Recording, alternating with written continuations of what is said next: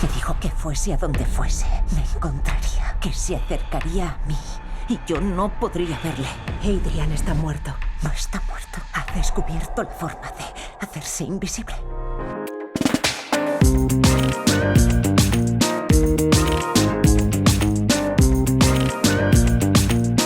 One of the reasons I went to Universal in the first place 10 years ago is because they have this tradition of monsters at the studio. And I didn't have an intention at that time of making one of those, of working on one of them, but I always loved them. And then, you're right, they changed their approach, and we don't have any relationship to the monster. The Dark Universe is really all Universal, but I thought maybe when the approach changed, that I could convince Leigh to maybe do Frankenstein or Dracula or something. And when we got to Invisible Man, that sparked his interest, and he came up with this amazing story. And we went back to Universal, and they let us borrow their Invisible Man intellectual property to make a movie out of.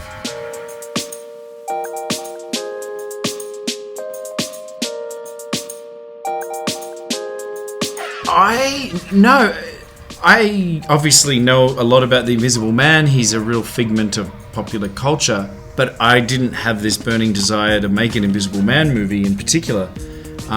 In fact, I had just finished Upgrade with Blumhouse, and I had been bitten by the action movie bug, and I wanted to crash some cars, maybe blow up a building, something fun like that. That was where my head was at. And then the Invisible Man was suggested, and I immediately saw an opportunity to make a really scary version of it. It wasn't necessarily a feminist take on it or a female-driven take. It was just a scary image of like an empty chair. That's what I could see in my head, is an empty chair. And somebody saying, there's someone in that chair. You know, I always think in trailer moments. And I was like, oh, that's a trailer moment. So then next thing I know, I've got a job and I'm writing this movie. And as I'm writing it, I'm figuring out that the whole movie is about this woman and her struggle. And then through the research about women escaping relationships, you hear all these horrific stories, and I started to incorporate some elements of those stories into the script. And so it sort of comes about organically. You know, you don't force it. A script just sort of happens. It's like, it's not like, you can't plan it too much. You know, it becomes something other than what you exactly intended. Same with making a film. Like, the movie isn't exactly the one that I could see in my head. It's something else, but I still like it.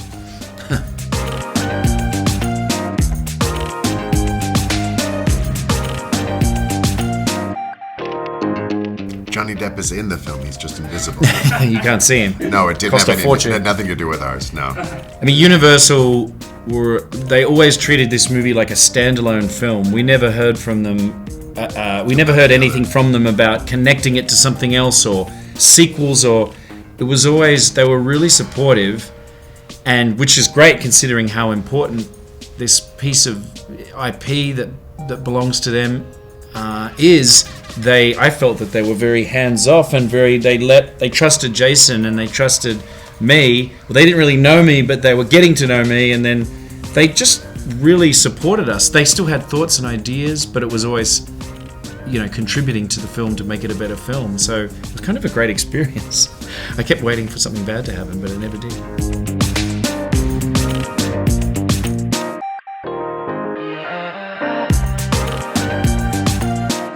I was probably concerned a little bit, just as a male writing a film about this really serious issue. I was thinking, you know, am I the most authentic voice to tell this story? But then when I met up with Elisabeth, she helped me to bring sort of an authentic female perspective to it. She became my partner in crime on the film in terms of the female perspective, and she had stories from her own life about, you know, bad relationships or situations she had been in where she felt unsafe. And so it was just great to get her to kind of, you know, support that element of the film.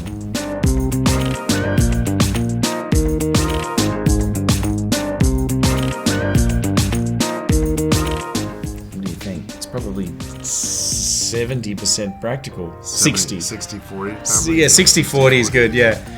Some of the effects in the film, and this has been true since Insidious, since the first movie, is a lot of the time the most affecting thing is the thing that's worked for 100 years, like a string pulling a door closed. The audience doesn't know that there's someone pulling a string. All they care about is the shock of it all. So we used some CGI, but we also used practical effects that they would have used on the first Invisible Man movie. Which I thought was a kind of a cool tribute, the fact that we were using these practical effects, ¿Estás bien? Hay alguien sentado en ese sillón.